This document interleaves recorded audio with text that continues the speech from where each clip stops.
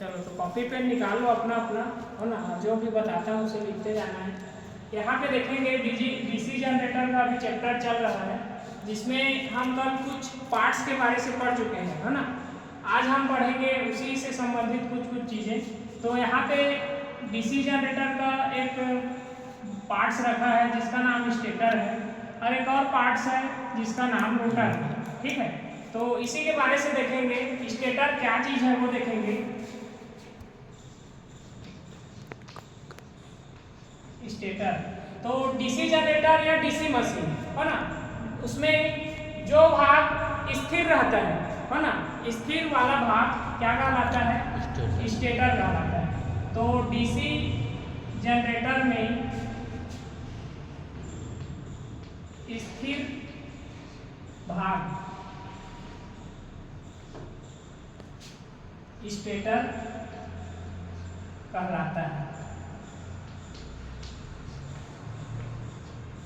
है, ठीक है। तो स्टेटर एक ऐसा भाग है डीसी जनरेटर का जो किसी भी प्रकार का गति नहीं करता है, और इसी स्टेटर में वाइंडिंग स्थापित करते हैं। इसके स्लॉट में देख सकते हैं, यहाँ पे स्लॉट कटा है, इसी स्लॉट में वाइंडिंग जो स्थापित करते हैं उस वाइंडिंग को फील्ड वाइंडिंग बोलते हैं। तो डीसी जनरेटर का फील्ड वाइंडिंग कहाँ स्थापित करते हैं, स्टेटर के स्लॉट में, ठीक है। तो इसमें आप लिखेंगे यहाँ फील्ड वाइंडिंग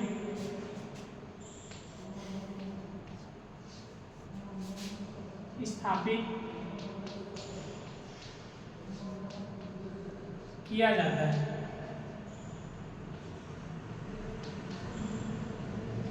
ठीक है। तो स्टेटर में क्या करते हैं, फील्ड वाइंडिंग को स्थापित करते हैं इसके स्लॉट में, ठीक है। अगला चीज देखेंगे रोटर। तो रोटर क्या चीज है, डीसी जनरेटर का घूमने वाला भाग, ठीक है। तो रोटर जो चीज डीसी जनरेटर में गति करेगा उसे क्या बोलेंगे, रोटर, या उसे आर्मेचर बोलेंगे, ठीक है।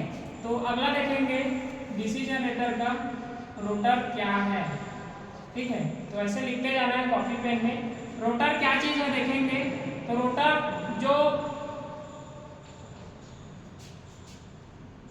जो डीसी जनरेटर में गति करता है उसे रोटर या आर्मेचर बोलेंगे, ठीक है। इतना समझ गए क्या बोल रहा हूँ, मतलब डीसी जनरेटर में एक स्थिर भाग रहेगा और एक गति करने वाला भाग रहेगा। स्थिर भाग को स्टेटर बोलते हैं, और जो चीज गति करेगा उसे या घूमेगा उसे क्या बोलेंगे, रोटर बोलेंगे। तो स्टेटर के अंदर में क्या होता है, फील्ड वाइंडिंग होता है, देख सकते हैं यहाँ पे, है ना, बाहर में फील्ड वाइंडिंग हुआ है, बाहरी वाला वाइंडिंग फील्ड वाइंडिंग, और जो घूमने वाला भाग है रोटर, उसमें उसे आर्मेचर बोलेंगे, और आर्मेचर में आर्मेचर वाइंडिंग होता है, ठीक है। तो फील्ड वाइंडिंग कहाँ स्थापित होता है, स्टेटर में, और आर्मेचर वाइंडिंग कहाँ स्थापित होता है, आर्मेचर में या रोटर में, ठीक है। ठीक है, इतना समझ गए। अब इसी में देखेंगे वाइंडिंग से रिलेटेड,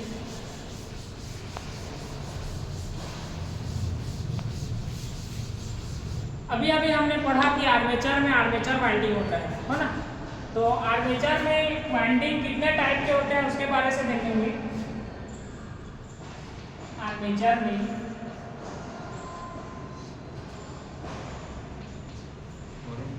वाइंडिंग,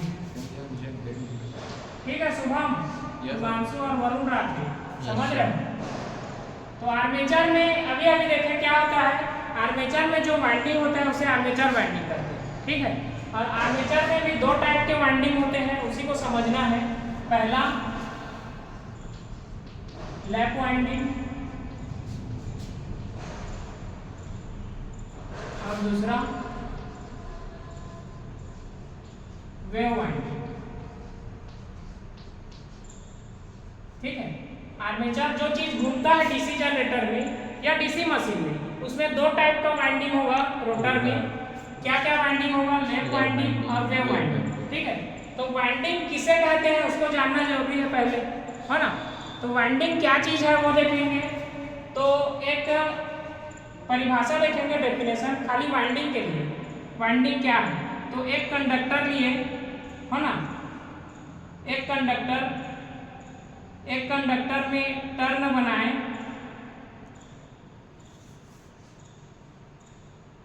एक कंडक्टर लिए, एक कंडक्टर की जगह हम दो कंडक्टर लिए तो एक टर्न बना। ठीक है, और टर्न को अगर हम बहुत ज़्यादा संख्या में बढ़ा दिए तो टर्न से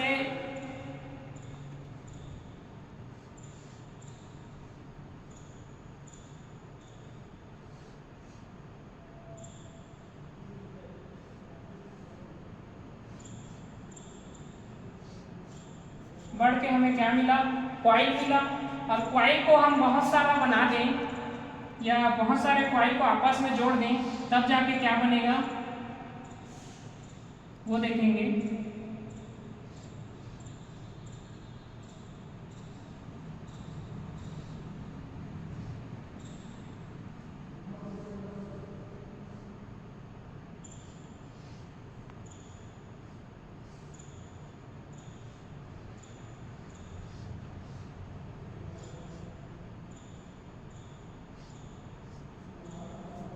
ठीक है, तो सबसे पहले में हम क्या लिए? एक कंडक्टर लिए। कंडक्टर यानी कि एक सिंगल चालक। एक कंडक्टर की जगह दो कंडक्टर लिए तो यहाँ पे क्या बना? एक टर्न बना। और बहुत सारा टर्न मिलाए तो क्या बना? कॉइल बना। ठीक है, और बहुत सारे कॉइल को आपस में जोड़ दिए तब जाके क्या बना? वाइंडिंग बना। ठीक है, तो वाइंडिंग का एक सिंपल डेफिनेशन है, कंडक्टर, दो कंडक्टर को हम जोड़े तो दो कंडक्टर मिलके टर्न बना, बहुत सारे टर्न मिलके कॉइल बना, और बहुत सारे कॉइल को हम मिलाएं तो तब जाके हमें वाइंडिंग मिला।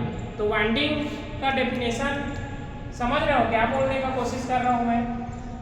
दो कंडक्टर मिलके टर्न बनते हैं, दो टर्न मिलके कॉइल बनेंगे, और एक से अधिक कॉइल मिलके वाइंडिंग बनेंगे।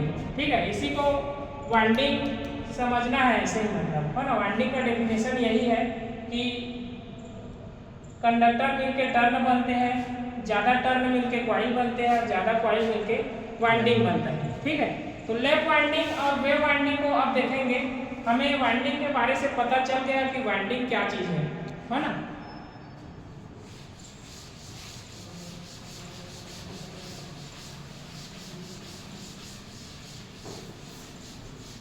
पहला देखेंगे लैप वाइंडिंग। तो ये वाइंडिंग कहाँ होता है? अभी बता दिया, दोनों वाइंडिंग आर्मेचर में होते हैं। उसी के बारे से अभी समझना है कि आर्मेचर में दो टाइप के वाइंडिंग क्यों करते हैं। ठीक है, तो लैप वाइंडिंग के बारे से देखेंगे पहले में हम।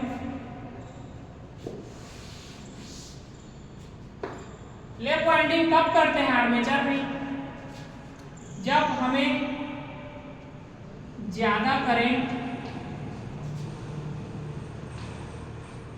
और कम वोल्टेज का जरूरत होता है।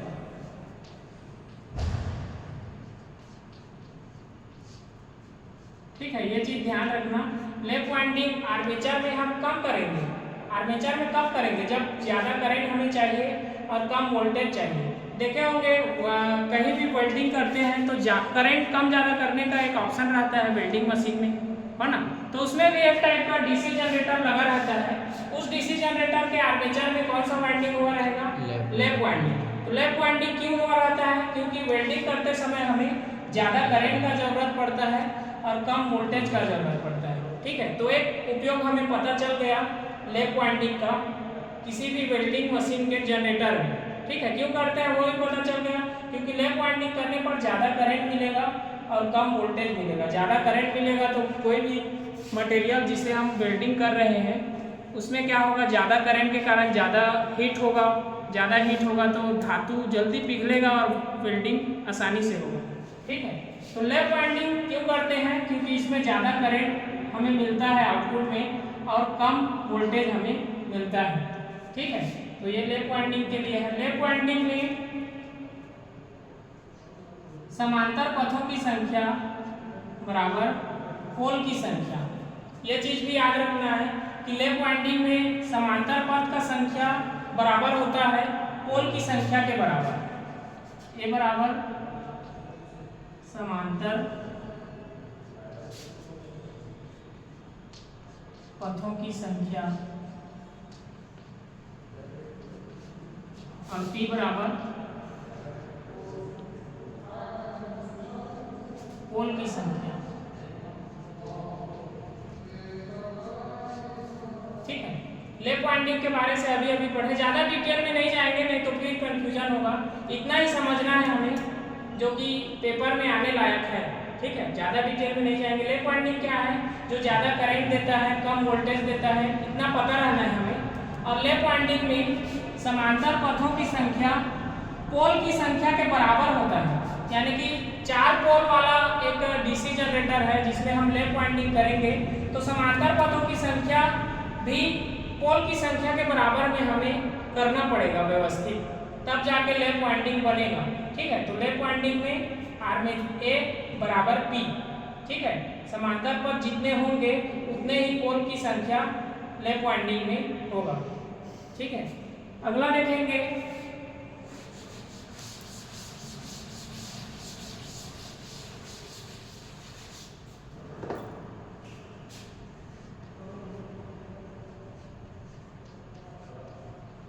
Wave winding.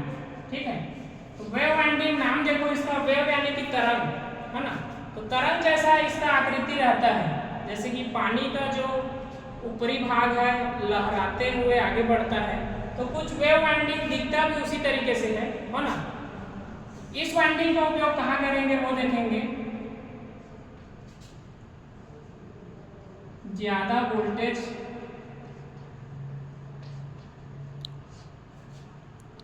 और कम करंट के लिए, और इसमें A बराबर 2 होता है, इसको भी याद रखना। ठीक है, तो लैप वाइंडिंग के बारे से अभी देखें। A का मतलब हमें पता है ना। A का मतलब क्या है? समांतर पथों की संख्या। समांतर पथों की संख्या। ठीक है, तो ये वाइंडिंग नाम है इसका वेव वाइंडिंग, जो आर्मेचर में होता है।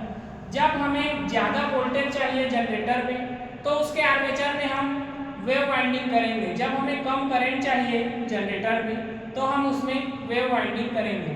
तो कुछ अलग अलग कार्यों के लिए अलग अलग जरूरत होता है ना। कहीं पे हमें ज़्यादा करंट चाहिए, कहीं पे हमें कम करंट चाहिए, तो उस हिसाब से हमें वाइंडिंग भी उसमें करना पड़ेगा। तो वेव वाइंडिंग कहाँ करेंगे? जहाँ ज़्यादा वोल्टेज चाहिए और कम करंट चाहिए। और इसमें A बराबर क्या होता है? 2 होता है, यानी समांतर पथों की संख्या 2 रहेगा हमेशा। ठीक है, तो कोई 4 पोल वाला डीसी जनरेटर है जिसके आर्मेचर में हमें 4 पोल का मतलब वाइंडिंग करना है, उसमें समांतर पथों की संख्या हमें 2 रखना पड़ेगा, लेकिन पोल की संख्या 4। ठीक है, अगर 4 पोल वाला डीसी जनरेटर है उसमें, तो समांतर पथों की संख्या A बराबर हमेशा 2 रहेगा इसमें वेव वाइंडिंग। ठीक है, तो 2 वाइंडिंग होगा हमेशा आर्मेचर वाइंडिंग में, याद रखना, एक लैप वाइंडिंग और एक वेव वाइंडिंग। ठीक है, लैप वाइंडिंग जब हमें ज़्यादा करंट चाहिए, कम वोल्टेज चाहिए, तब A बराबर P होगा। और वेव वाइंडिंग कब करेंगे? जब हमें ज़्यादा वोल्टेज चाहिए और कम करंट चाहिए तब, और A बराबर इसमें 2 होता है। ठीक है, तो 2 वाइंडिंग हमेशा होते हैं डीसी मशीन के डीसी जनरेटर या डीसी मोटर में। ठीक है, कौन कौन से वाइंडिंग? लैप वाइंडिंग और वेव वाइंडिंग। और क्यों होता है वो चीज़ अभी बताया है। ठीक है, इतना में रोक दो तो।